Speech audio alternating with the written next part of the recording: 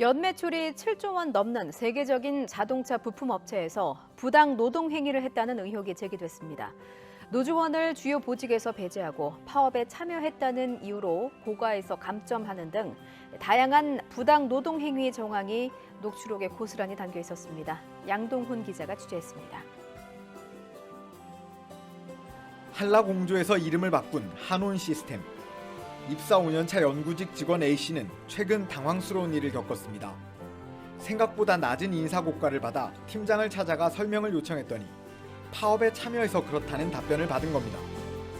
업무 역량에는 전혀 문제가 없지만 파업 참여 1일당 0.5점 감점을 하여 고과를 낮게 주었다고 대답하였습니다. 이외에도 A씨는 노동조합 가입 이후 업무에서 배제되고 회의에도 참석하지 못하는 등 여러 불이익을 겪었다고 주장했습니다. YTN이 입수한 녹취 파일에는 노동조합 가입과 파업 참여 등을 이유로 각종 불이익을 준다는 내용들이 고스란히 담겨 있었습니다. 팀장은 A씨에게 우리 팀에 노조원이 있는 걸 원하지 않는다며 노조원은 프로젝트 리더를 시키지 않을 것이라고 말했습니다. 다른 A씨의 상사는 회사에서는 노동조합 가입으로 얻는 이득만큼 노조원에게 불이익을 줄 수밖에 없다고 발언하기도 했습니다. 노동조합법에는 노동조합 가입이나 정당한 단체 행위 참여를 이유로 노동자에게 불이익을 줄 수 없도록 규정돼 있습니다. 파업에 참여했다는 이유로 중요한 직책을 주지 않고 인사고과에서 나쁜 점수를 줬다거나 부당노동 행위는 형사처벌도 있어가지고 2년 이하의 징역 또는 2천만 원 이하의 벌금에 처할 수 있습니다. 오늘은 조합원들에게 가해지는 부당노동 행위에 대해 알아보겠습니다. 부당노동 행위란 헌법으로 보장된 근로자의 노동 3권 즉 단결권, 단체 교섭권, 단체 행동권을 침해하거나 방해하는 모든 행위를 말합니다. 만약 부당노동 행위로 인해 피해를 입게 될 경우 노동자와 노동조합은 3개월 이내 지방노동위원회에 구제 신청을 할 수 있으며 이는 법정 공방으로까지도 이어질 수 있습니다.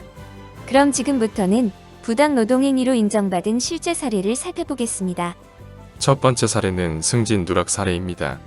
회사 승진 규정에 직원의 승진 임용은 인사고과 및 근무 평정표에 의하되 승진 소요 연한을 기준으로 대상자를 선정하도록 규정이 되어 있었습니다.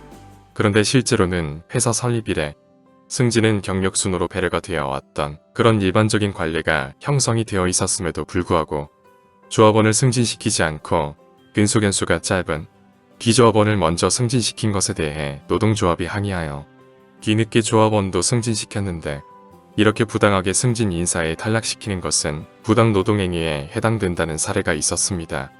두 번째 사례는 업무 배제 사례입니다. 회사 관리자들이 노동조합 지부장으로서 임금 교섭 중이다. A 근로자에게 노동조합을 해산하라 말하고 노동조합 지부장이 당연하게도 노동조합 해산을 거부하자 회사가 지부장의 기존 업무에서 배제시키고 자리 이동까지 시킨 것은 정당한 노동조합 활동에 대한 불이익 취급으로서 부당노동행위에 해당이 된다. 그래서 이때는 손해배상을 인정했습니다. 실제 실행자들이 노동조합 해당 지부장에게 각각 200만원, 총 400만원 정신적 손해에 대한 손해배상을 인정한 사례입니다. 이번 영상을 통해 부당노동 행위에 대해서 반드시 인지하고 대처하는 방법을 고민하는 시간이 되셨으리라 생각합니다. 부당노동 행위는 형사처벌이 가능하며 2년 이하의 징역, 2천만 원의 벌금형에 처해집니다. 저희 사무직분회는 자주성을 띤 노동자로서 스스로의 권리를 주장할 수 있는 집단입니다. 앞으로 사무직분회는 사측의 부당노동 행위에 대해 적극적으로 대응하겠습니다.